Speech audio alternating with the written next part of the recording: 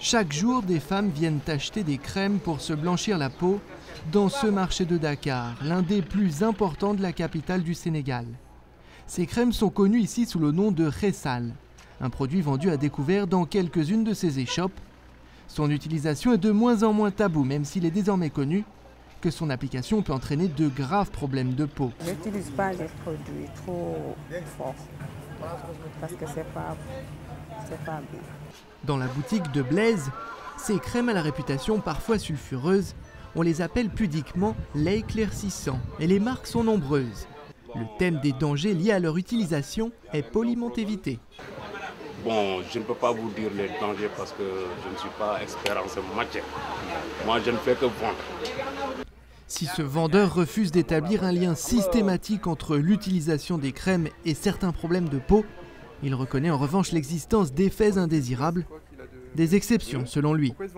Des fois, je vois des dames qui ont des taches derrière, c'est dû à ces produits-là. Alors, je suis sûr et certain qu'il y a des effets secondaires aussi. Ça dépend de la peau de la personne qui l'utilise.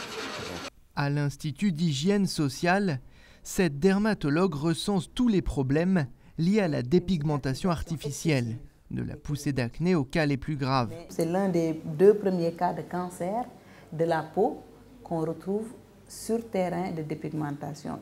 Les crèmes fragilisent la peau noire dont la résistance au soleil est affaiblie. Malgré ces mises en garde, les patientes ne se laissent pas toutes convaincre et la mode du Ressal perdure.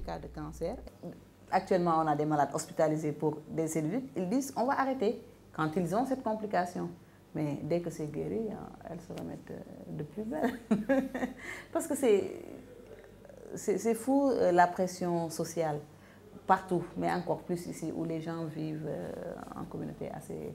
Donc c'est tout de suite l'entourage qui dit « Ah, elle a noirci, il y a des problèmes, etc. » Et pour montrer qu'il n'y a pas de problème, justement, on se remet à se dépigmenter. Impossible de savoir combien de Sénégalaises mettent du Ressal.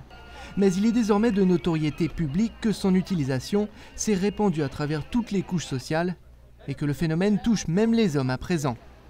Et dans une société où la peau claire est à la mode et le commerce du Ressal juteux, pour l'instant les efforts en matière de prévention restent timides.